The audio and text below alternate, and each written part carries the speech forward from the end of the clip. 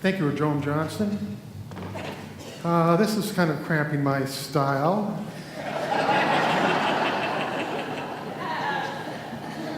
All right, we'll see how this goes. Good morning, everybody. Good morning. And welcome to Unity Temple in the Plaza. And to all the people watching on DVD and Chip Glazer. Is that you? Chip had his 20-year high school reunion last night, and I think he came directly from there to here. I was a little shocked to see him, but it's good to have you here. Yeah, thumbs up. This is the second part of a 5-part series called It's Summertime and the Living is Easy. And today, the topic of the lesson is God. The purpose of the series is to make our lives a little bit easier in every way, to lighten up, to love more, to laugh a little bit more, and to really move into life in a way where it's not quite so demanding, not quite so stressful, where it is uneasy, because life wasn't meant to be that way. I heard about a woman recently whose life wasn't easy. She was in her early 40s. She had a heart attack. She was rushed to the hospital. And on the operating table, she had a near-death experience. In that near-death experience, she came face-to-face with God. And she said, "God, is my time on earth up?" And God said, "Oh no, you have 43 years, 8 months, and 2 days left to live." So the woman came back to the hospital and she recovered. And she decided, since she had such a great span of life ahead of her, that she was going to have a complete makeover. Top to bottom, so to speak. She had a facelift, an eye lift, a neck tuck, a stomach tuck, liposuction, a whole lot added on and a whole lot taken off.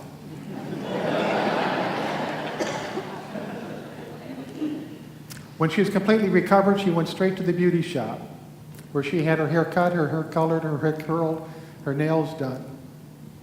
She walked out of the beauty shop and she was feeling so good. She had a spring in her step. She strutted down the street and she said, "I'm going to make the most out of this next 43 years. As she went across the street, a bus hit her and she died right there on the spot. When she got to heaven, she was fuming and she went straight to God and she said, "I want to know why. You told me I had 43 years, 8 months, and 2 days to live. Why didn't you save me from that bus?" And God said, "I didn't recognize you."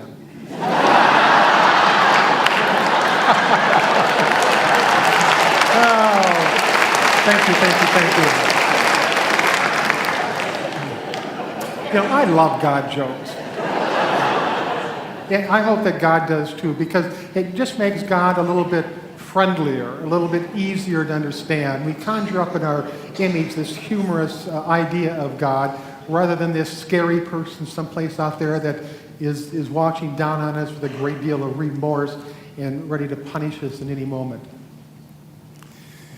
You know, today we're going to talk about God. And it just amazes me that the whole God subject is so complex, it's so incomprehensible, it's so confusing, and that it's hard to really relate to a personal God. Throughout history, religious leaders, writers, and self-proclaimed prophets have told us who God is, where God is, what God expects us of us, and what God is going to do if we don't obey. Yet at the same time, none of those people have ever seen God.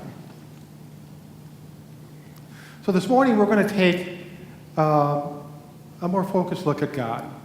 We're going to wade through the mounds of postulation and get a little clarity on this huge subject called God. Now, first of all, we are human beings and we have human characteristics. And as human beings, our species have made incredible accomplishments throughout history. But we're also spiritual beings and we have spiritual attributes. Yet at the same time, our understanding of spirituality and our understanding of God, for the most part, is based on concepts 3,000 years old. So to gain a greater clarity on God, the first question we have to ask, is there or isn't there a God?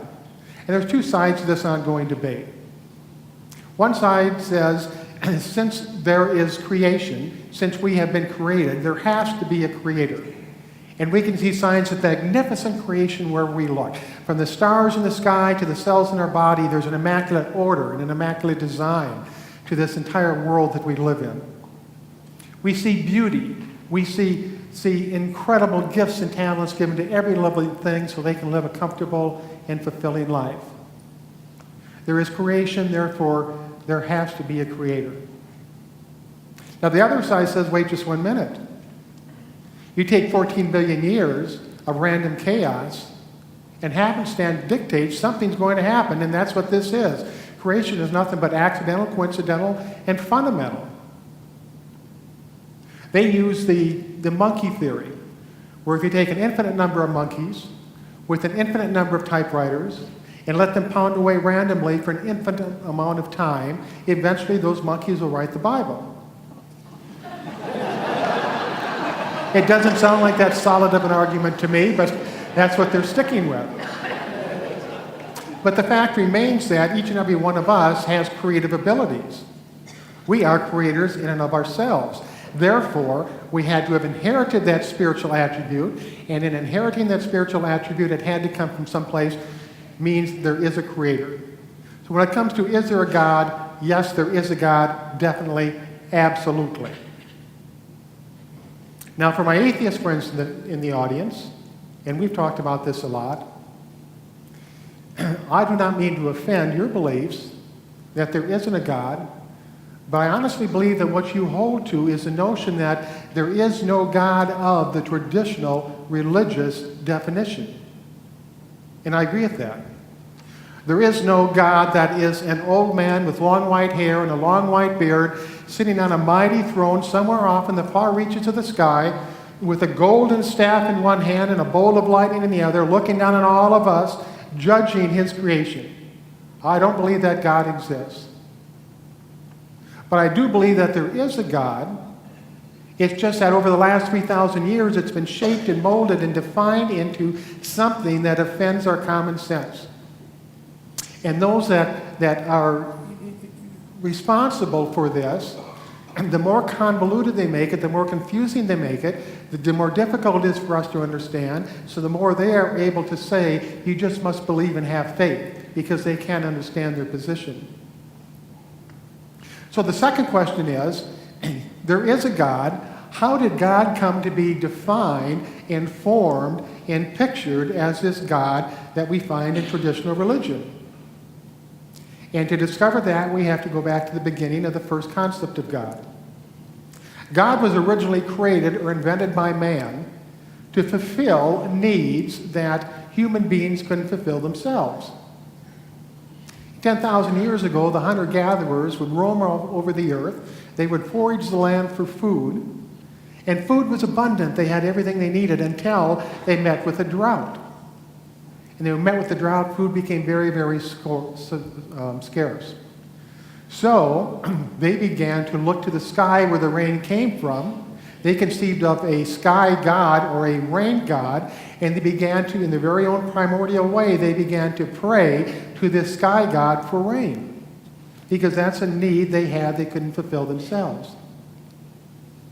Then when the hunter-gatherers moved into agriculture and began to settle down and farm the land, they came to the realization that Mother Earth was the true source of all abundance, so they recreated God into Mother Earth God, along with the sky god. The two of them together would give them everything they needed. And they not only prayed to Mother Earth for abundance and for fertility of food, but they also prayed to the sky god to join together in this endeavor. Well, as time went by, needs became more specific, and so they invented more gods. There was a god for every specific need. And Greek mythology entered into where there was a number of gods, each one eager and ready and willing to fulfill a need that the people had. Well, that went on quite well until about 3,000 years ago, when the Hebrews went back to a one God idea. Monotheism, they call it.